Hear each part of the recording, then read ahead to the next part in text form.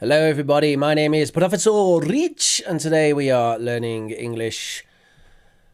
And today we are talking about understanding Brexit. Brexit. For English learners, lots of people ask me about Brexit. What's that all about? What do you think about Brexit? What does it mean? So today I'm going to talk about it. I'm going to try and explain what that is, why it happened, and I will do that hopefully in a way that English learners can understand.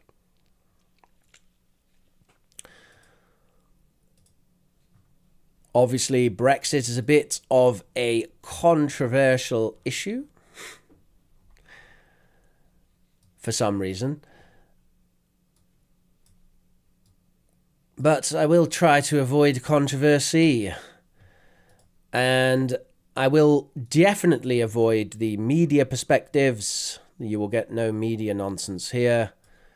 We're just going to talk about reality, not media nonsense.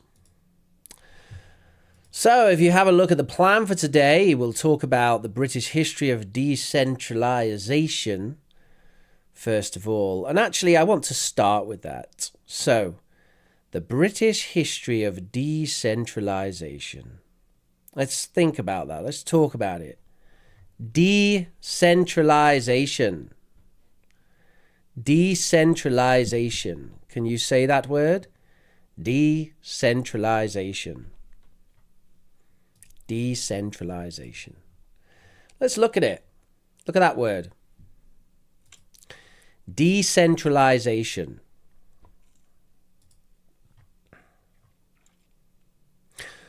Now, to talk about this word, first we could consider the different parts of the word. So you can see here that I've coloured different parts of the word. We have decentralisation. Decentralisation. What do those different parts of the word mean? Well, let's consider that. Here, A to D, you have the definitions of those parts of the word. I would like you 1, 2, 3, 4 to match there the definitions with the parts of the word. This part in the middle, by the way, is called the root or the base. And then these parts here are called prefixes. And these parts here are called suffixes. So prefix before the word, suffix after the base or the root. And then we have the root or the base central.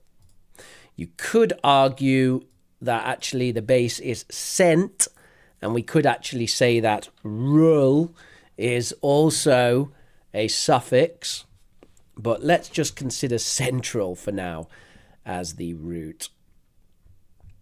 What do you think, everybody? Try and do this. This is a very useful vocabulary activity to split up the words and have a think about what the different parts of a word mean. We do have an ongoing poll, so have a vote in that. Smash the like button while you're there.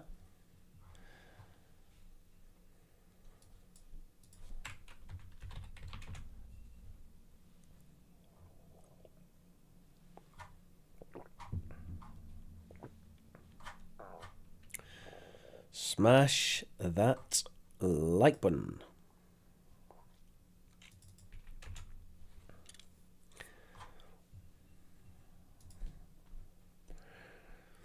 And we're being joined by Pavia. I was quite surprised, Pavia, you missed the stream on Oxford Online English about poetry. I thought that would be right up your street. And Dr. Archu is commenting about my missing beard. I don't know, Dr. Archu. I woke up and it was gone. The police are investigating. Takeshi says, howdy, folks. Hello there, Takeshi. Hello, Dreamer. And hello to anyone who came across from Oxford Online English. This will be the only place you can find free English classes in the future. Just 2 streams left on Oxford Online English, and boom, that will be it. So, make something a certain way is eyes. Like specialize means you make something special. Realize means you make something real. It also means that you become aware of something, but that is a later meaning. And centralize means you make something central. And what is central? That's the middle, central. The opposite is D, the prefix D. You may also see prefixes like on or ear or in. And then we've got what tells us it's a noun form, that's shun. So this is a noun form that means the opposite of making something central. It's a noun form that means the opposite of making something central. Decentralization. Decentralization. Decentralization. So why am I mentioning this? Well, the UK has a notable history of decentralization and presenting challenge to centralized power. The UK has a notable history of decentralization and presenting challenge to centralized power. What did I just say? Type in the chat what you remember. The UK has a ...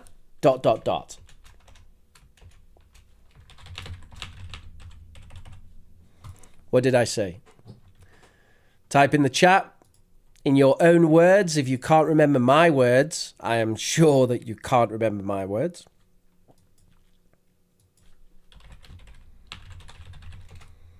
Type in the chat.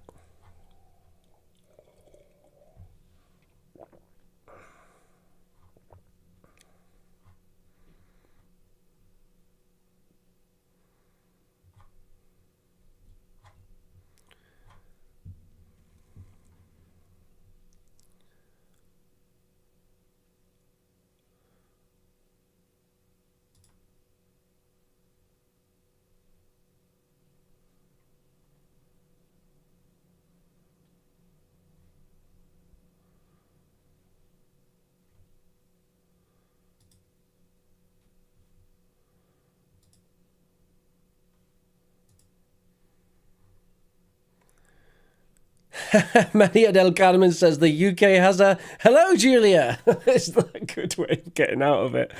Antonella says the UK has a notable history in decentralization. That's pretty good. Manuel Gordillo says the UK has a decentralization among countries that form these states. Okay, interesting.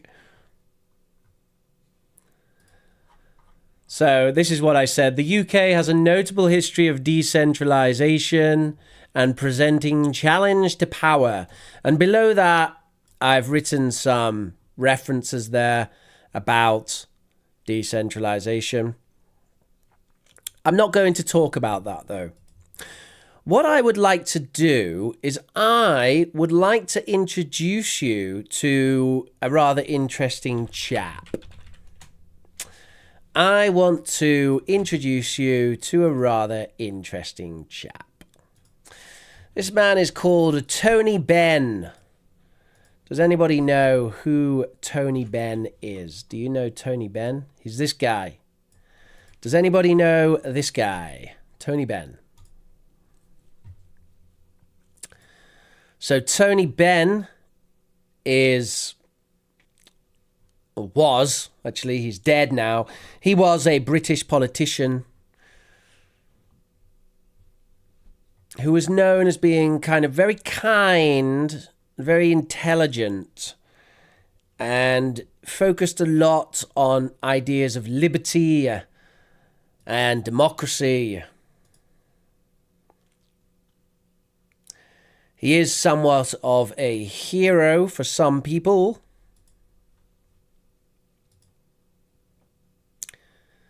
somewhat of a hero for some people. I'm going to read you some questions. These questions were asked by Tony Benn.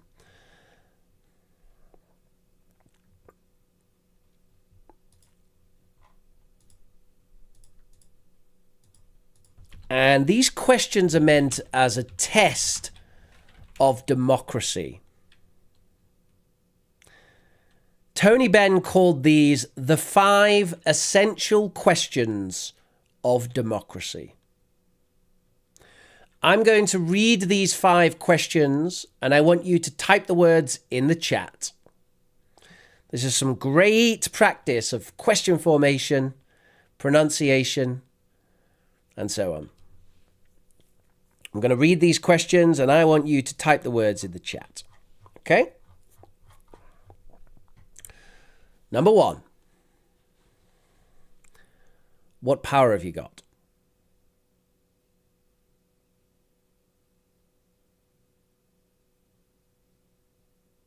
What power have you got?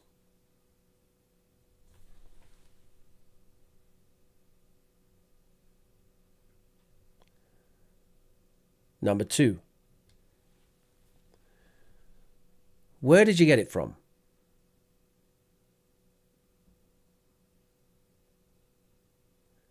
Where did you get it from?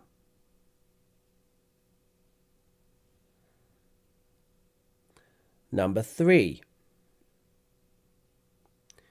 Who do you use it for? Who do you use it for?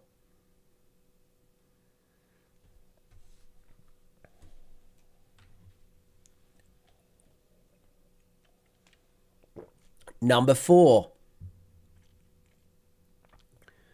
Who are you accountable to? Who are you accountable to?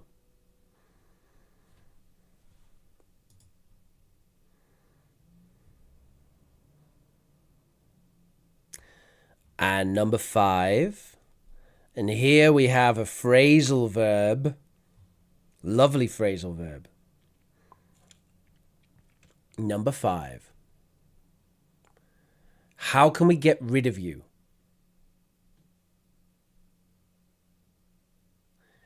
How can we get rid of you?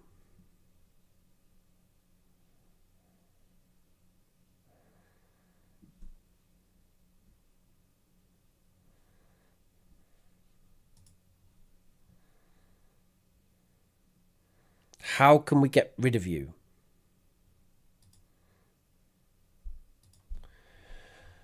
So these are Tony Benn's 5 questions, 5 tests of democracy. What power have you got? Where did you get it from? Who do you use it for? Who are you accountable to? And how can we get rid of you? When we ask if someone has legitimate sovereignty, legitimate power, then Tony Benn suggests that we ask these questions of that person. What power do they have? Where did they get it from? Who do they use it for? Who are they accountable to? And how can we get rid of you? So, here's some questions for you, chat. What does this tell us about democracy? Why are these questions called the test of democracy? And how does this relate to the European Union? How do these questions relate to the European Union? What do you think? Answers in the chat.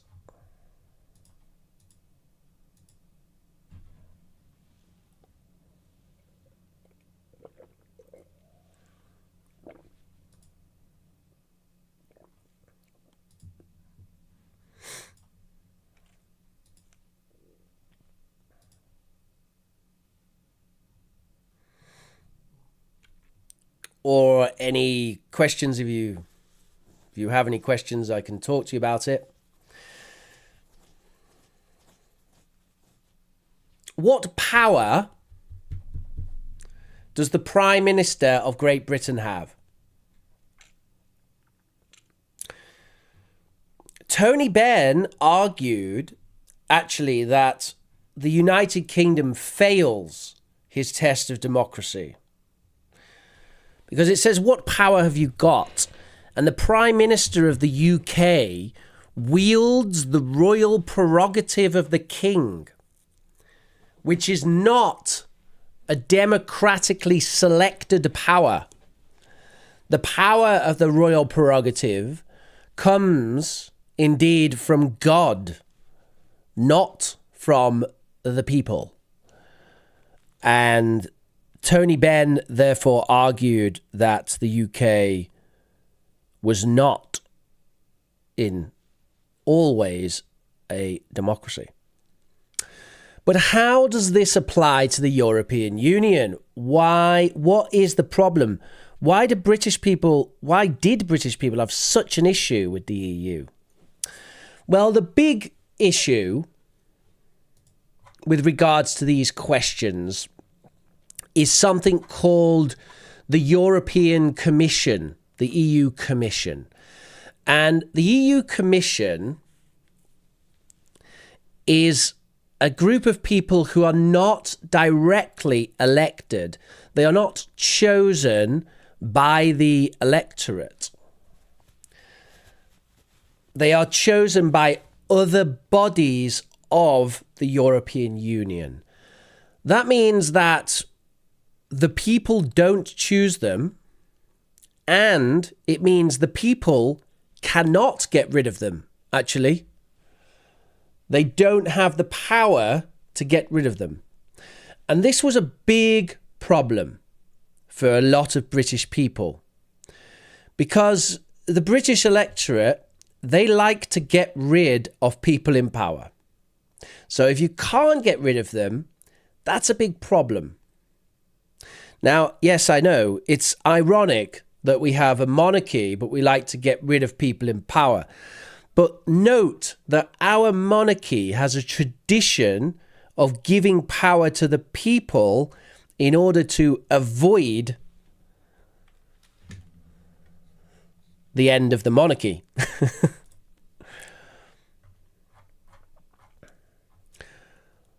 Now, let's move on to another issue.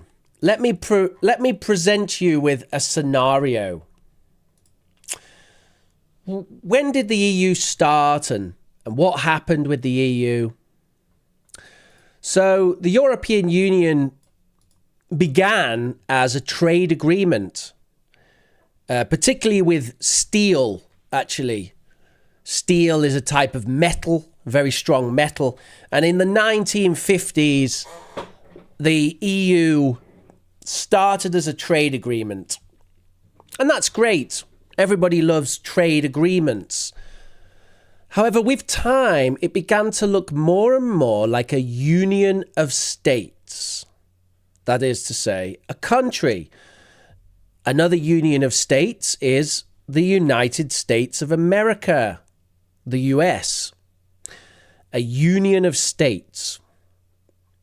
Now, you can argue whether the European Union is a union of states or not, a country or not, but the progression was further and further towards a union of states, a United States of Europe, if you will. Now, why might the British not like that? And by the way, it wasn't just the British. There has been and is objections to this in France, Holland, Ireland, certainly Scandinavia.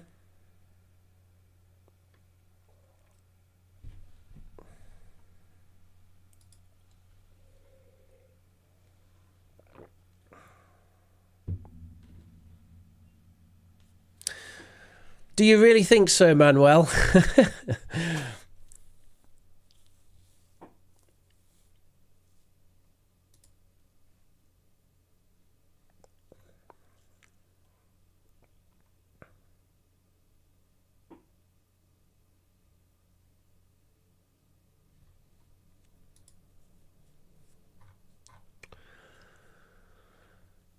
The UK has always been separate to the continent. Unless you go all the way back to the Roman Empire. And remember, the Roman Empire, the administration in the UK of the Roman Empire often acted independently from Rome. So they kind of did their own thing. They weren't really ruled from Rome. Catholicism in the UK, the Catholic Church, didn't last very long. It arrived more or less with William the Conqueror, and it was gone just a few hundred years later. The English didn't particularly like the idea of the Pope in Rome telling them what to do, and they never have liked that kind of idea. Now, on the continent, it's a bit different, because the continent actually has a history of having some sort of union. We can talk about the Roman Empire. We can talk about the Holy Roman Empire, the HRE, of which part of France was a part of that. Austria, Hungary, parts of most of Germany. So there is a history of some sort of union on the continent, of which the British Isles were not a part. So there's a historical precedent for that political union. And I think nobody really, or not many people, not many British people wanted to be part of a new European country.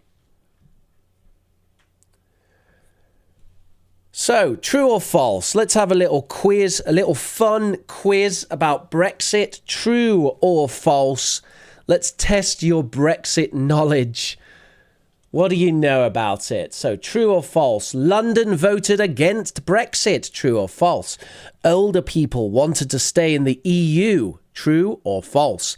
University students voted to leave. Is that true or false? Most newspapers in the UK supported Brexit. Is that true or false? And the UK will probably rejoin the EU before 2035. Is that true or is that false? And for factual information for number 5, I am going to use betting odds, political betting odds.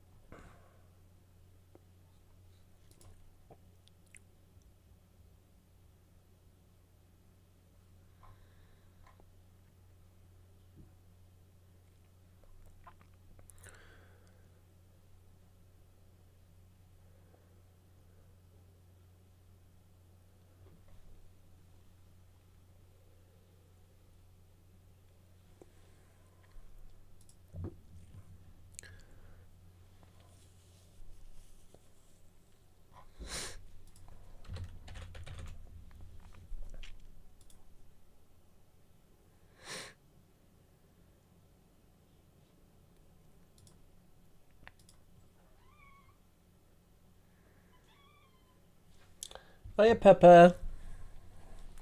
How are you doing, little Pepper? Look at this cute little Pepper.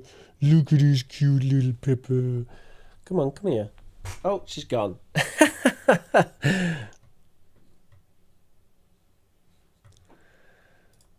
All right, let's have a look here.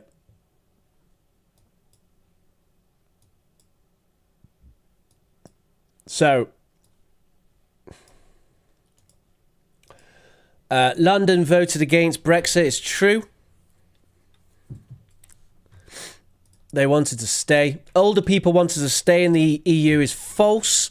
In general, the older you are, the more chance that you vote to leave.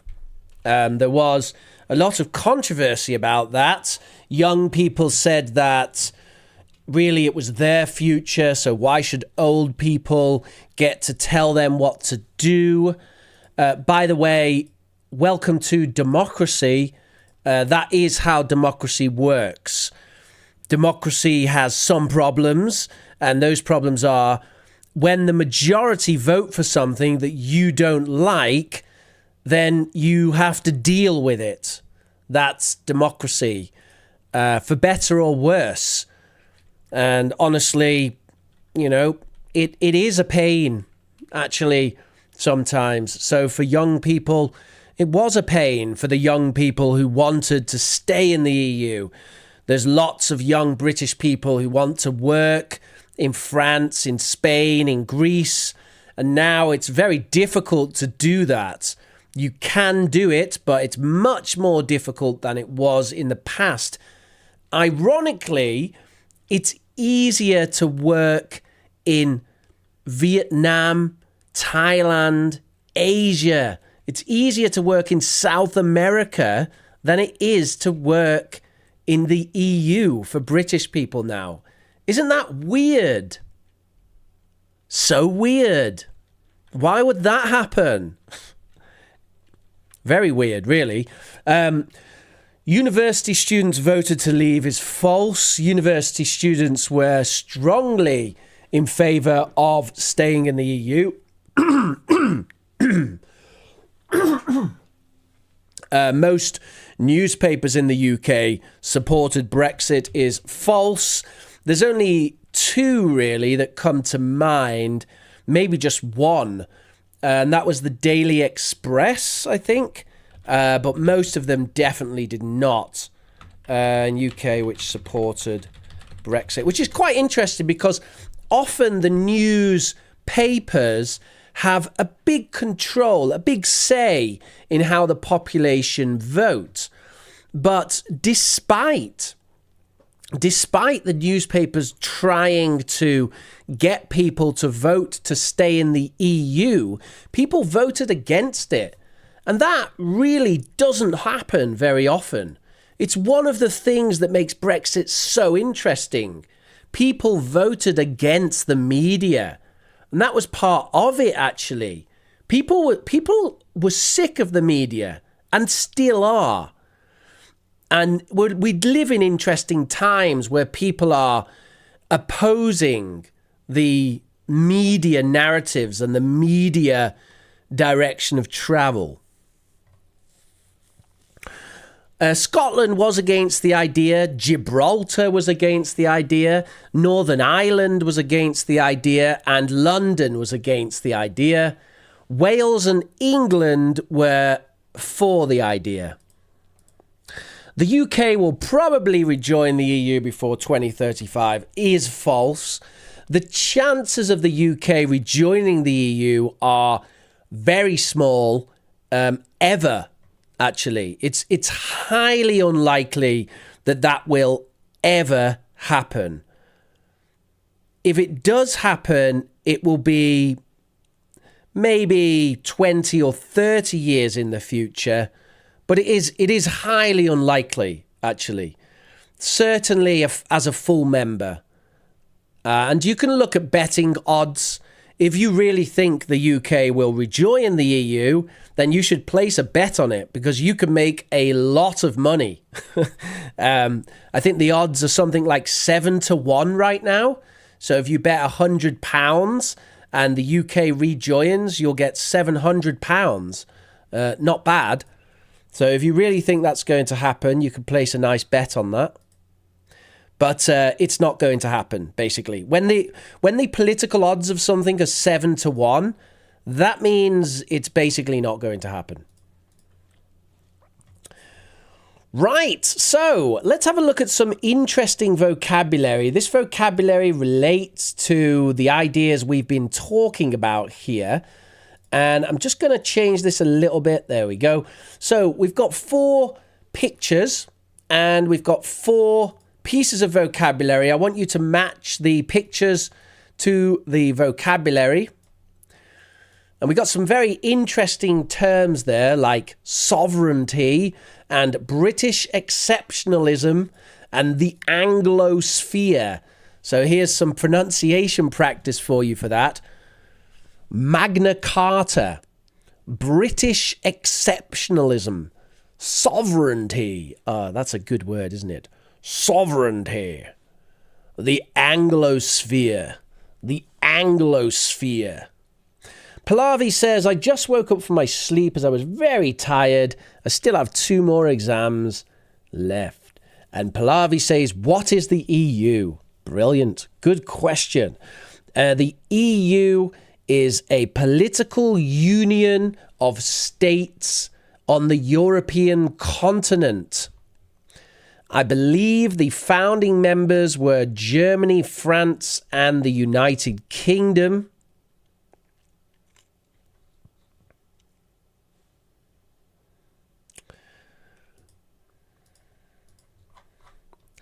They are a political entity and they have certain political power. I think I'm going to make it a kind of a short stream today, folks. Not really feeling like I want to go on for hours about Brexit. I'm sorry. There's something kind of innately depressing about modern politics, isn't there? I've tried to make this as tangential as I can, but it's still a tricky and thorny issue. So Magna Carta is number 2. That is the signing of Magna Carta. British exceptionalism is number 1. So British exceptionalism is this idea that there's something special about the British, something different about the British Isles. We're not the same as the continent. We're not the same as the rest of the world. We're different, you know. Britain is not simply the United States with monocles. We're not simply the French with more potatoes. You know what I mean? There's something a bit weird, a bit different about the British. They have quite a unique identity. And this is the idea of British exceptionalism. Sovereignty. Sovereignty is number 4. Now, ironically, the United Kingdom does not have a constitution, but most senses of sovereignty come from a constitution.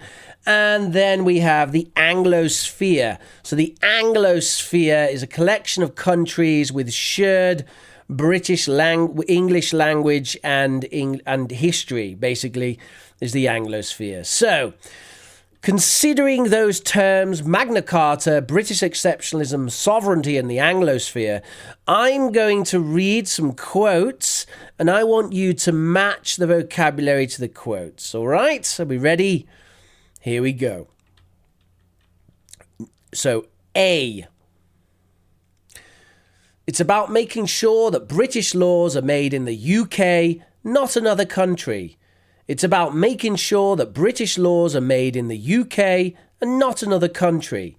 So what does that relate to? Is it Magna Carta, British exceptionalism, sovereignty, or the Anglosphere? That's for A. A, it's about making sure that British laws are made in the UK and not in another country. Takeshi has worryingly chosen the Anglosphere for A. Sorry, buddy, that's not it.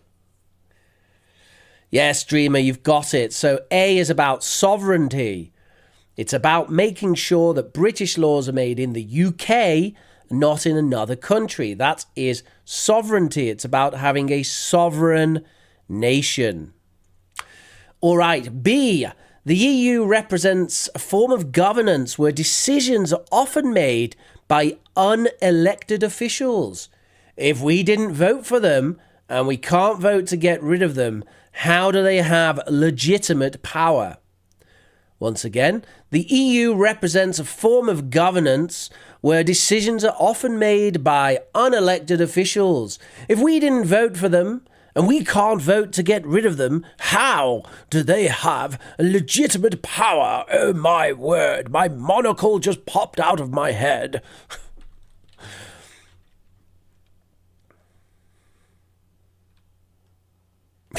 People going for Magna Carta. I should have told you that this is not one-to-one. There are these can relate to the same issue, and actually B is also sovereignty. So that is also sovereignty. I'll read it again.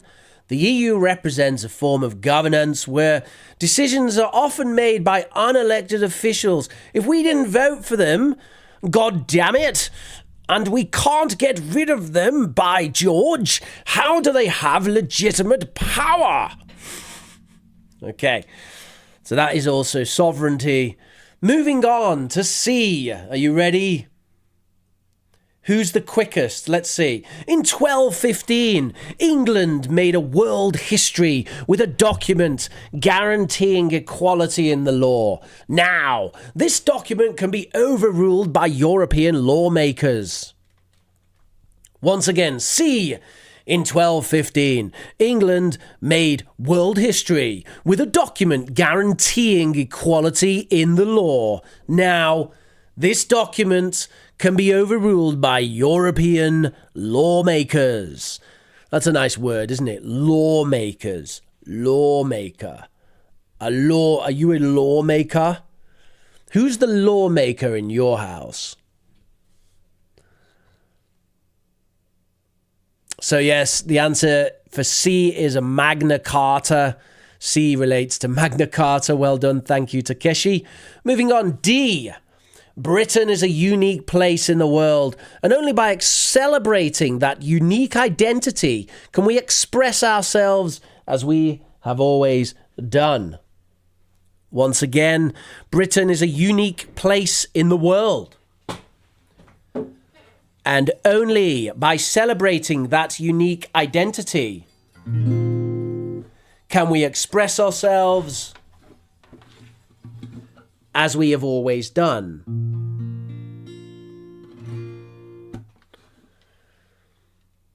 And that is, of course, British exceptionalism. British exceptionalism. And finally, we have E. There is a strong global community with shared language, legal traditions, and values. We have more in common with this community than with the continent. Once again, there is a strong global community with shared language, legal traditions, and values. We have more in common with this community than with the continent.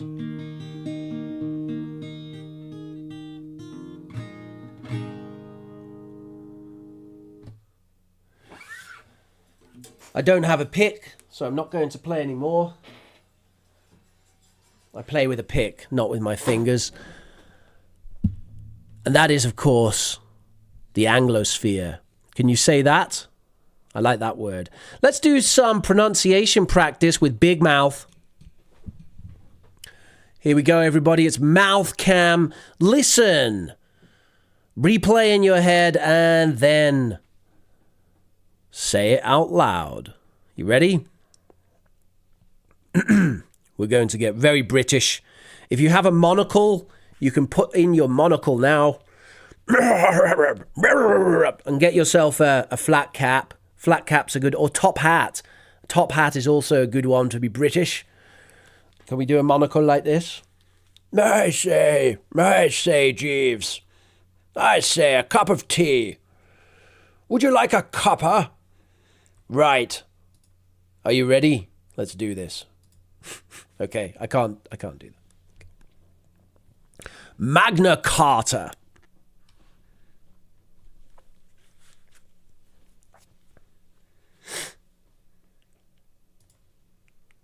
Magna Carta.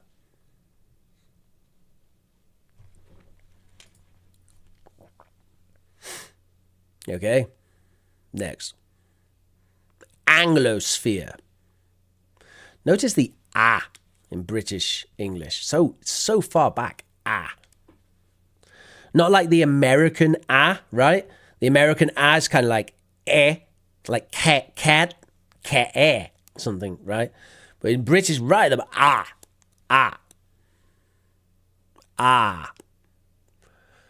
Anglosphere.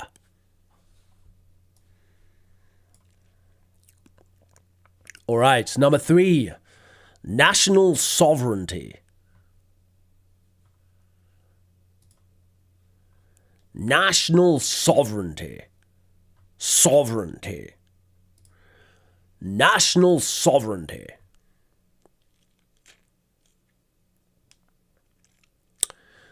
Number 4. Right to rule. Oh, we didn't do that. Sorry. Number 4. British exceptionalism.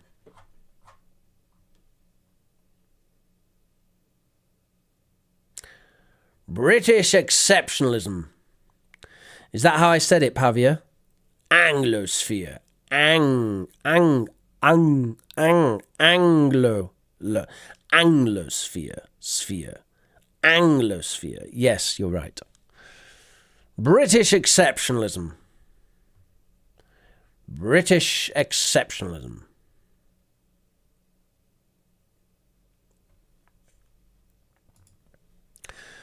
Wonderful, wonderful, wonderful. So that was a bit of pronunciation, and that pretty much brings us to the end of the class today, which means we can take a little look at the homework submissions which I've had. I'll just pop onto the Discord for a second just to see if there's been any late submissions. I did give people one. Oh my God, there's been a load of late submissions. Thank you, Anowat. Thank you, Julia. Oops. Sorry, didn't mean to start playing that already. Thank you, Anowat. Thank you, Julia. And thank you, Anthony. Okay, that's wonderful. Just give me a moment. I've been caught off guard here by late submissions. So just give me a second.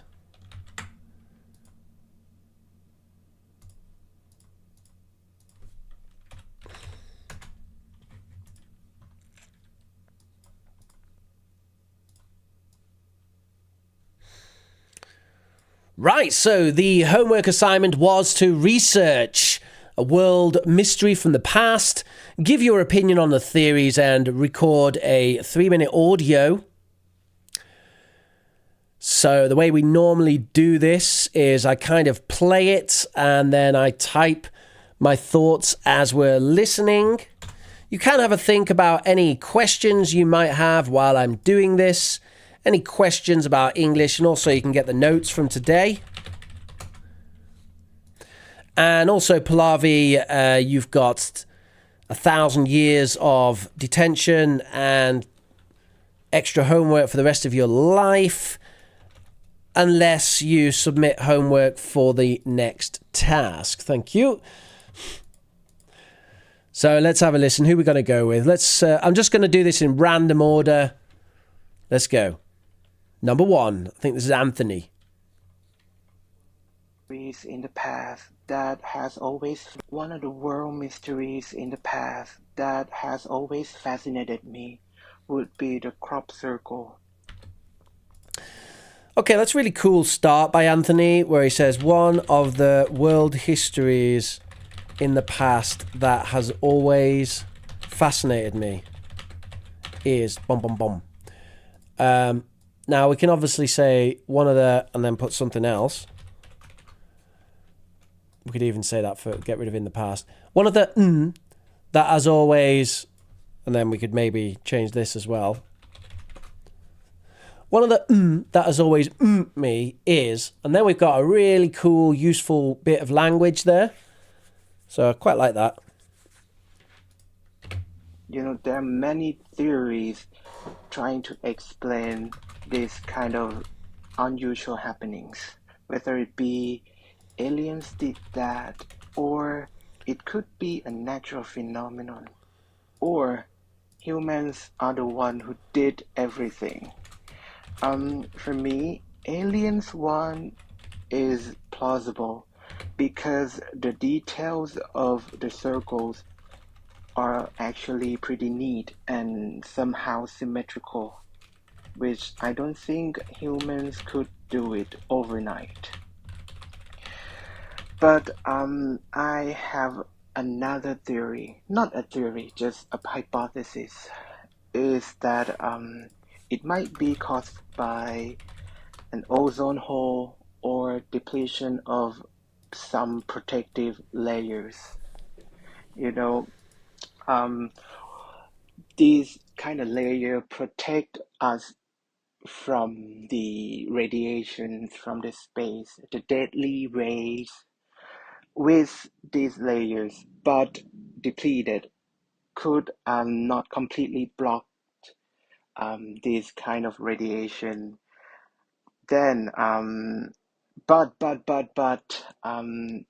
nature is beautiful. So the whole is not is not complete. I mean, there must be some protective particles around the hole. So the radiation beam might not fully exposed to the world. Some might be reflect back, or some is blocked due to these particles. You know, and it shows the sophisticated geometric patterns of these circles. But the plants in the crop that happens to be exposed by the rays would not die right away. I mean, they will malfunction at first, they will gradually malfunction, and then they will eventually die at night. And that explains why no one would hear any noises when the circle is formed. Then, comes these the extraordinary formations of the crop. All right, that was super interesting. Thank you, Anthony. Really cool. So lots of interesting vocabulary there. One of the that has always me is, I like that. One of the movies that's always excited me is Star Wars: A New Hope. One of the countries that's always fascinated me is Spain. One of the genres of music that's always calmed me down is classical music. So I love that phrase there. It's really useful. We've got this idea of pretty neat. And I thought that was quite funny because you actually use neat to mean organized, but I thought you were using it in the American sense of neat, which means cool. And you have kind of an American accent, so I assume you've learned American English. So yeah, when you say it's actually pretty neat, it sounds like you're saying it's cool. But okay, you meant like organized, right? Some really good language related to the idea of speculation and deduction, which was actually the topic for that. And loads of good language, crop circles, a natural phenomenon. So phenomenon is the singular and phenomena is the plural. So if you want to get super fancy with your vocabulary, use phenomenon and phenomena. Most English people get that wrong. But yeah, a natural phenomenon is singular and natural phenomena is plural. Hypothesis, that's the singular as well. We've got more Latin there. And hypotheses is plural. So we've got a bit of, I think these are Greek-derived words. A bit of singular plural going on there with the Greek words. A bit of fun. And sophisticated geometric patterns. Well, in terms of sophisticated collocations and vocabulary, you don't get much better than that, do you? Sophisticated geometric patterns. If you're talking about something that involves complex shapes, then the collocation sophisticated geometric patterns is going to sound pretty damn good. You can get that in on your IELTS exam. I'm pretty sure the examiner's ears will pick up, sophisticated geometric patterns. Look at the sophisticated geometric patterns on my Christmas shirt. We have some sophisticated geometric patterns representing Baby Yoda. Baby Yoda. Suddenly I went into Trump mode. We're going to build a world like Baby Yoda, and Baby Yoda's going to pay for it, okay? Right. Okay. Thank you, Anthony. We're going to move on before I continue with that nonsense. Let me dive into the war mystery about Cleopatra and her missing tomb. Cleopatra, an enigmatic queen, was a polyglot, served as a dominant ruler in all three of her co-regency and in her BC time.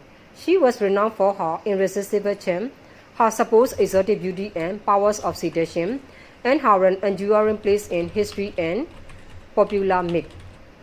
She has strongly identified herself with the goddess Isis and claimed to be associated with her. Isis was famed for her powers of healing and protection, and was adored by both Egyptians and Greeks.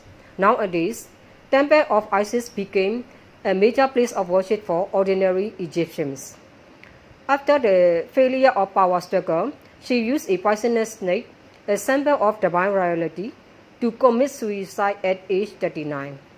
The means of her death is uncertain and mystery, but researchers advance her theory. Since no contemporary account exists of Cleopatra's life, it is an upheaval and difficult to piece together her biography with much certainty. Egypt grew more prosperous under Cleopatra's rule. Having said that, the once thriving great empire on the Nile was slowly brought to its knees by a century-long drought, back-breaking economic crisis, and opportunistic foreign invaders. The researchers are on the lookout for its tombs, but some of the handful researchers will be paid off in the dividends after years of their hard work. According to the report, a maverick archaeologist had the biggest breakthrough.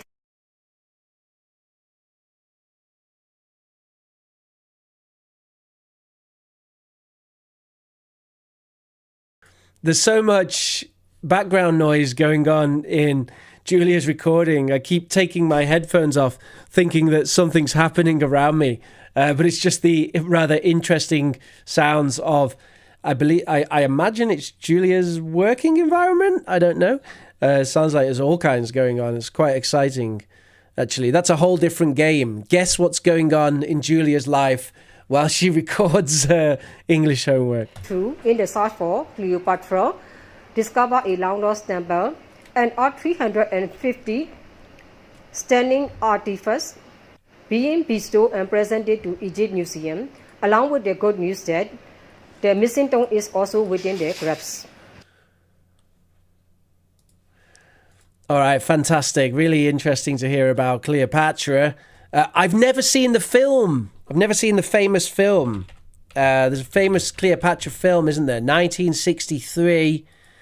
Famous film with, what's his name? Richard Burton and Elizabeth Taylor. Super famous. Hey, maybe I should watch that, actually. The biggest thing that's happened in the realm of movies in many a year, says Boswell Crowther of the New York Times. Yeah, I kind of want to watch that. Maybe I'll watch that today, actually. Thank you, Julia. All right. Okay, let's move on. Zanawat. Hey everyone! Today, Ow, my ears. Oh, sorry, Zanawat. I got you a bit loud there, I think. let's delve into this mind-boggling story about Malaysia Airlines flight MH370. Imagine this. It was March 8th, 2014, a routine flight from Kuala Lumpur to Beijing. There were 227 passengers and 10 cabin crews aboard.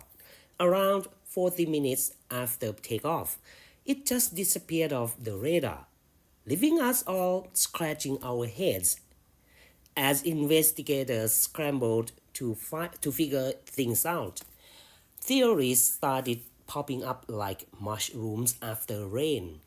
Authors, aviation experts, and independent investigators have all chimed in to offer their own thoughts and theories about the nature of the crash and the location of the wreckage. Some believe there was no crash, but that the aircraft was shot down by an American naval base in the middle of the Indian Ocean. That sounds like something out of a sci-fi movie. Others believe the aircraft flew towards India and traveled as the far north as Kazakhstan completely undetected. Debris was then supposedly planted along the shorelines of southeastern Africa as part of a massive cover-up. Another theory suggests the aircraft was remotely hijacked and controlled by someone on the ground. For me personally, I'm of the belief that there was a person in control of Flight 370 who shut off its communication system and manually changed the plane's course. But things didn't go as planned and finally led to the plane crashing into the Indian Ocean. So, here we are, standing on the edge of speculation. What really went down with Flight 370? Was it just a series of unfortunate events?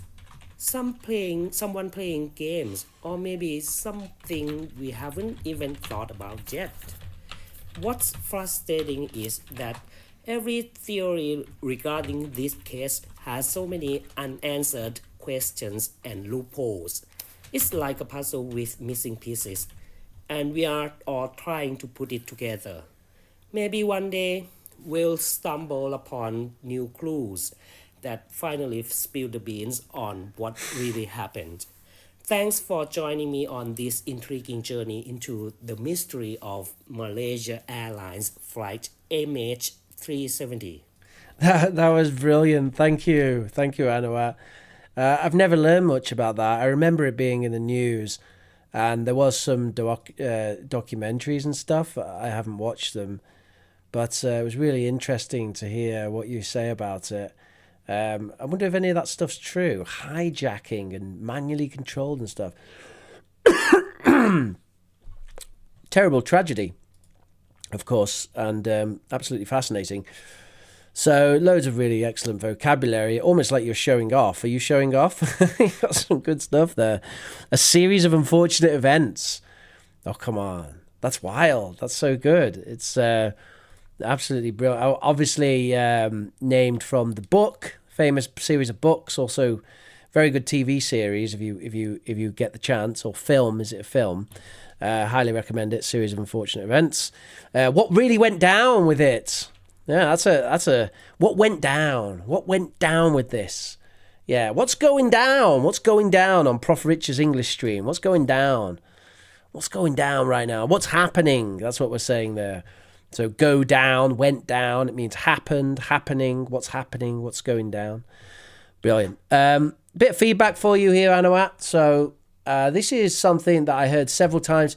This comment I'm about to make also applies to Pallavi and Julia, maybe Pavia, certainly Anawat. So you've got a tendency there to represent this diphthong. The diphthong is A. Notice my mouth moves. A. You need a Y at the end, right? A.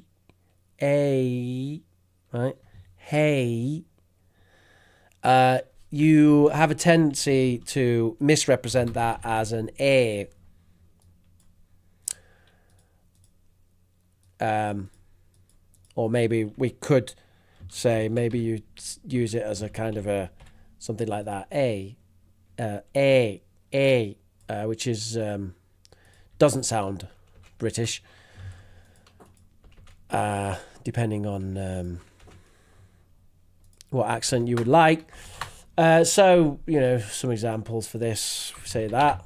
So, the way I say it, say, say.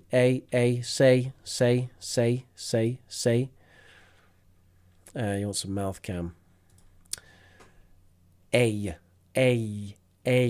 Look, A, Y, Y. So the sound ends with a Y, right? A, say, hey,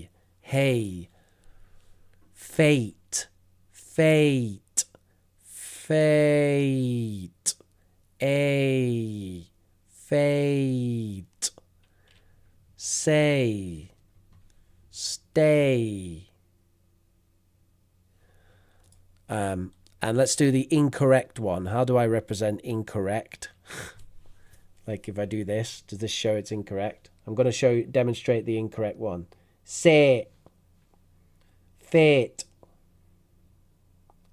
late. That's not correct. Okay? Late, not correct.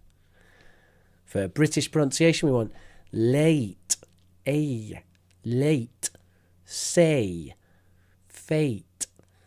All right. So hopefully that will help you a little bit. You want to get over there with that. Say. Some other practice. Late, fate, be late, berate, whatever. So it's a common sound, isn't it? Right. Let's move on. Who's next on the chopping block? Hello, friend. Hello, pen. Today I'm talking about a mystery, a riddle MG. that in Tenerife sit for long. Well, it's located in Stadium in north of Tenerife. There is a ravine, a sharp ravine, absolutely sharp. Well, there was slaughtering in the year 4015 when the conquistador coming to the island, and the native people who at the time lived in the Iron Age. I'm not going to let you get away with this Spanglish, Manuel, okay? We're not having conquista, but I'll give you in the Iron Age. It's a nice bit of vocabulary there. Well, the time went by, and the colonialists coming to Tenerife. There, they founded a great little town called Carachico. But in Carachico, in the year 1710, the mountain Tede erupted, and then they had to fly. And even in this town, this ravine called the animals, ravine animals, is you saw when you are by. From then, there are in stormy weather, sky, absolutely sky, a sheer fur with a song strong, the wind. The people live absolutely frightened. Knock on the door, No, you're not having that. belt door, boys, in the sound, like a name, crying baby, how the wolf. This nature is every stormy weather. So the people start to abandon him, run away from this ravine. But little by little, this legend grow up like a spring flower. Then there is a famous channel of TV was investigated as treasure. This cacophony was measured with spectrometer. Spectrometer is like emit a little X-ray in order to know if there is a human being. It's famous in England, where the haunted house are famous. Well, As a result, science discovered that the sound was emitted by the strong wind. Okay. One hit the sharpened cliff. The Smith didn't name like Manuel Craig finally discovered. But the people don't, don't believe about the sanction, and before they go to bed, they have a look under the bed just in case there is a corpse or coffin under the bed. Good day. You want.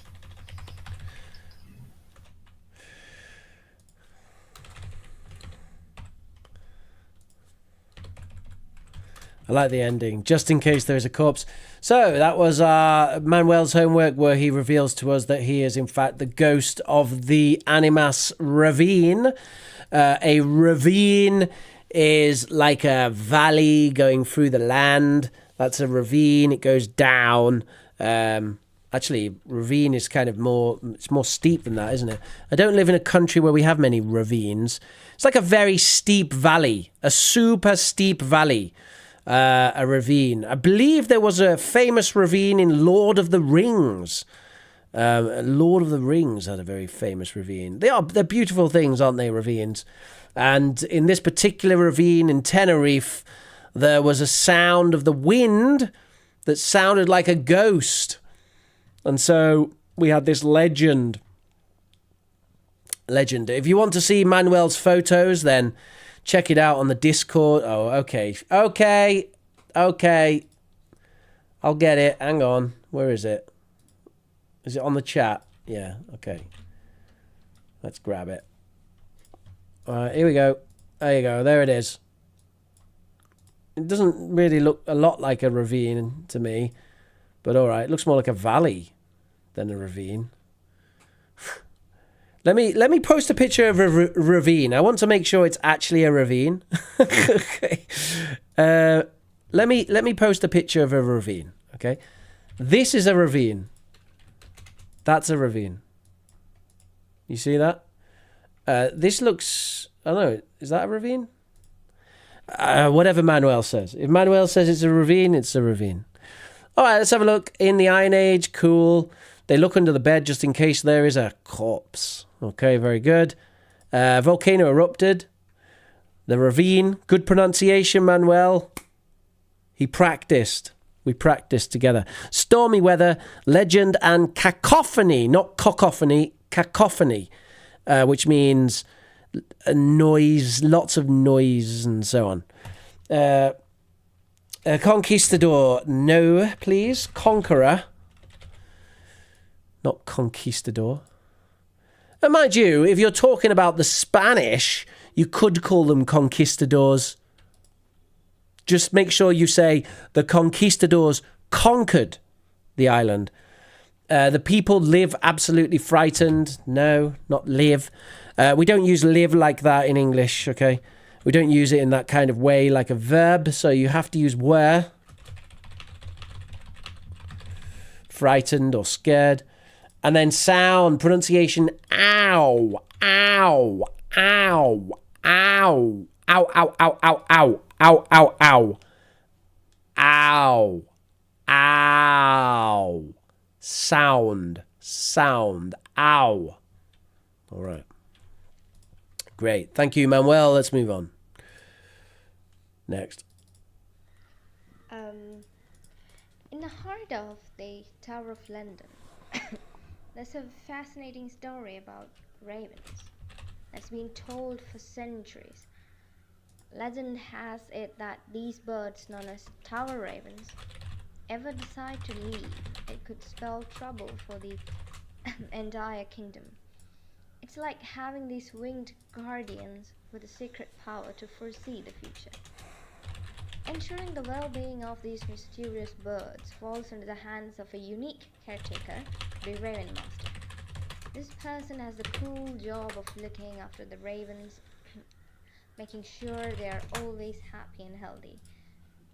They have even gone so far as to clip the wings of these feathery residents to prevent them from flying away. But here's the twist, it's not just about the superstition.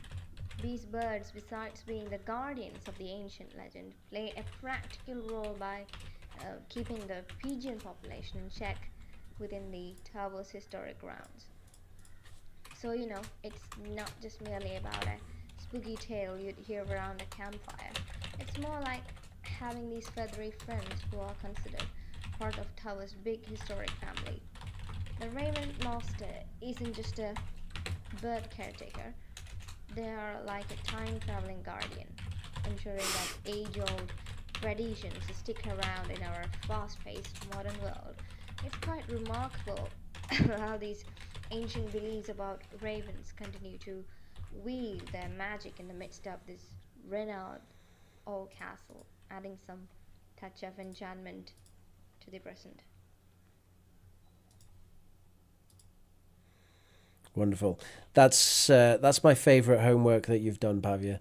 That was really interesting, and the language sounded really natural.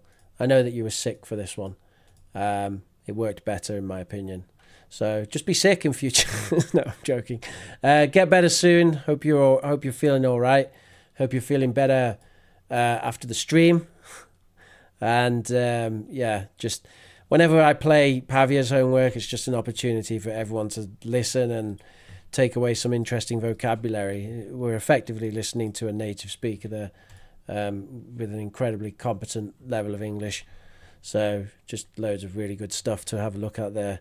Quoth the Raven, nevermore. Let's move on to our next. I'm getting really tired now. We've got two more. There are still some places in Britain hidden away that are beyond the reach of time. On certain days at certain times of the year they can be found, but you have to know where to look unless you come across them by chance, which can happen. At first there seems nothing remarkable about them. The entrance might be a hollow tree or a sea cave, perhaps a dark mountain lake. But if you climb inside the hollow tree, or try to find the end of the sea cave, or stared into a cold mountain water too long, you might find more than you expected to find. Once upon a time there were 100 knights and a round table. The knights were men of courage, honor, dignity, courtesy, and nobleness. They protected ladies and damsels, honored and fought for kings, and undertook dangerous quests. In 1344, Edward III constructed a circular building at Windsor, Round Tower, to house a large round table around which the knights could meet. In 1356, the king bought 50 oak trees from woods near Reading belonging to Merton Priory. These were used to construct a round table for Windsor Castle.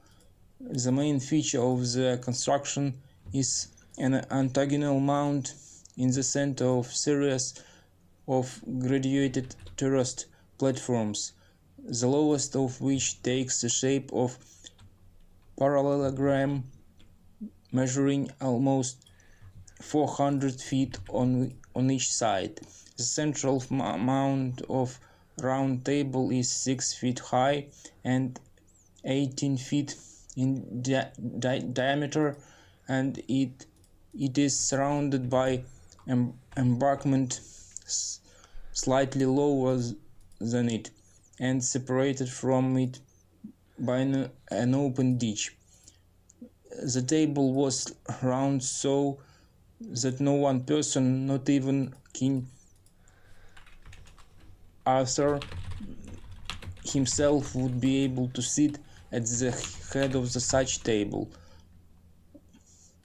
Everyone who sat around the table was seen as an equal. They all must keep their word to all, not be feeble or good beliefs and faith. The round table still exists and was decorated in 1486 with the figure of Arthur and names of 24 knights.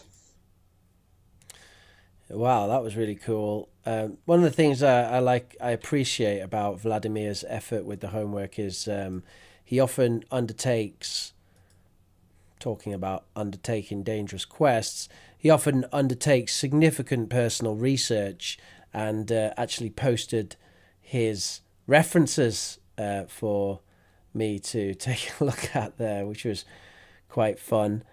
I'm quite excited by this particular reference. Benedict Flynn, King Arthur and the Knights of the Round Table, read by Sean Bean. Whoa. King Arthur and the Knights of the Round Table, read by Sean Bean? That sounds like a lot of fun. I recommend this. I've never heard it. I've never heard it read by Sean Bean, but Sean Bean's awesome. So if you can find the actual audio for that, of Sean Bean reading King Arthur and the Knights of the Round Table, go for it, because I think that'll be a lot of fun, actually. Yeah. Benedict Flynn, King Arthur, Knights of the Round Table, read by Sean Bean. Brilliant. Can we get that on Amazon? Let me have a look.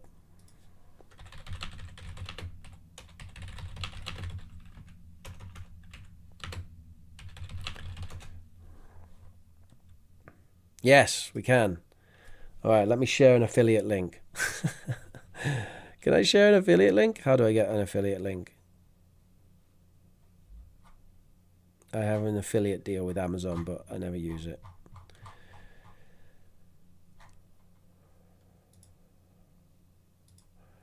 All right, I don't think this is an affiliate link. It doesn't matter. Whatever. There you go. You can get it there. Check it out. All right, loads of great vocabulary as well. Sorry, Vladimir, I'm so tired now.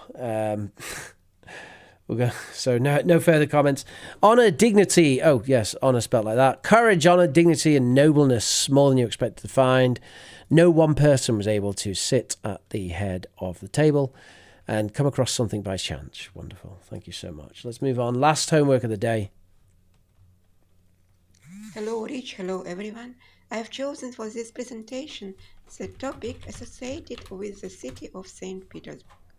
This isn't a world mystery from the past in the truest sense, because St. Petersburg was founded in 1703. I'll mention two attractions in our city, the Alexandra Column and the St. Isaac's Cathedral. The Alexandra Column was raised in 1834 after the Russian victory in the war with Napoleon's France. The column is named for Emperor Alexander I of Russia. It is considered to be the tallest of its kind in the world at 47 meters tall. It's topped with a statue of an angel holding a cross. The column is created by the French-born architect Auguste de Montferrand. The column is a single piece of red granite. It weighs 600 tons. It was transported by sea to St. Petersburg from the place where it was hewn out of the rock and prepared. But the alternatives say that without the aid of modern cranes, it's impossible to erect that heavy column. The alternatives also say that people of early time couldn't make column for St. Isaac's Cathedral. St. Isaac's Cathedral was created by Auguste de Montferrand too. The construction lasted for 40 years, from 1818 to 1858. The cathedral is decorated by 48 beautiful monolith granite columns made of single pieces of red granite, and each weighing 100 tons. Some researchers say St. Petersburg was built on the site of a previous existing city. Most of the buildings were covered with clay and sand, and Tsar Peter the Great simply dug up the ancient city. I don't believe in this theory. One can only adore outstanding architects.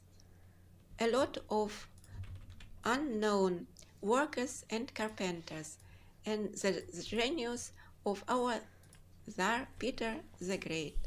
Thanks a lot. All right. Okay, super interesting. Something about the... I don't know anything about St. Petersburg, actually. And we had something there about this column of red granite. These interesting columns of red granite. I don't know anything about red granite. And I imagine it's quite heavy. I think I've spelt it wrong there. It's not granite, it's granite with an I. A single piece of red granite. Yeah, I bet that's pretty heavy. Without the aid of modern machinery, it'd be impossible to erect such a column. It doesn't look that old, though. Was it Napoleonic? I think you said.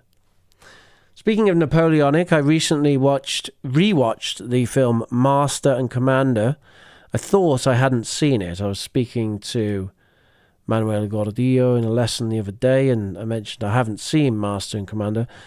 Well, I rewatched it yesterday and realised I have seen it because I knew what was going to happen next. That's a great film. I really like that. Check it out. If you're into Napoleonic stuff, check out Master and Commander. It seems like it needs a sequel. But yeah, I mean, I'm happy to see anything that Russell Crowe does. I think he's brilliant. Great. As you can see, I'm dying. Thank you very much, everybody. It's been my pleasure to entertain you, educate you, and help you with your English today. If you've got any burning questions, then please do ask me now. In the meantime, you can download the notes from today. They are available in the chats. And you should definitely, whoever you are, you should definitely subscribe, smash that like button, and join us. Join our community. Come and chat with us on our Discord server. Come and chat with us. Join us. Join our chat. The results of our poll as well. Well, what can we find with the poll? 60% of people understand Brexit. Okay, well done. I voted no. No, not really. I think I understand partly. I understand it. What I don't understand is people's reaction to Brexit and the newspapers. But Brexit itself, yeah, I think I understand that. Whew, having a tea break. I'm absolutely knackered break. I want to have some food, actually. Should we do a lesson about British colonisation? Oh, that's spicy, Mina. Are you trying to get me in trouble? Shall we do a lesson about British colonisation? Oh, my word. We could do... I don't know if I really want to talk about British colonisation. The modern take on British colonisation is colonisation bad, British people bad, British people did bad things. The traditional take on British colonisation was British people good, and British people brought good things, and all the rest of it. My take is history. The Romans went around with their colonies, did their thing. People thousands of years later are very thankful for their Roman history. We've got some Roman history here in England, although we don't have much Roman blood here. There is some, but we kind of celebrate that history from thousands of years ago. Yes, the Romans enslaved us. They enslaved the local Celts. They enslaved the Picts. However, that people don't bang on about that thousands of years later. Rather, we focus on the contributions to education, systems of government, architecture, development of technology and science, and it is part of our cultural history. Maybe one day people will focus on that part of the British legacy, but unfortunately the British themselves don't really want to talk about that, including me, actually. I don't really want to talk about that right now. But by all means, you can make the suggestion. I'll put it as an option on the Discord server, and if you want to vote for that, go ahead, and I'll do my best to give a take on it. My family are Irish. We're Irish and a bit Scottish, you know. Although I was born basically in Liverpool, my family going back were farmers, Irish farmers, engineers, you know. So everything I know about the British just comes from learning about it. My heritage is not particularly British. Although I'm culturally British, I don't really have a tradition, a heritage tradition of British. If anything, my ancestors, in fact, were sort of persecuted by the British because they're Irish, and the Irish have always been sort of beat upon by the British and the English before them. So, you know, it's just history, isn't it? At the end of the day. But hey ho, complicated issue. Can you tell I'm tired? I think I had a bit too much coffee today, and it's just knocked me for 6. Oh, also, I've had a headache for a week. It's doing my head in. Is Christmas a big thing there? Yes, Christmas is massive. It's the biggest celebration of the year. Pallavi says, teacher, how do you write a summary in exams? Oh my word. Read it quickly, get the main points, summarize. I don't feel like summaries are that difficult, Pallavi. Do you want me to do a class on writing summaries? Is writing summaries that difficult? Yeah, it's not so difficult. It's easy, no? All right, folks. I've had enough. I need some food.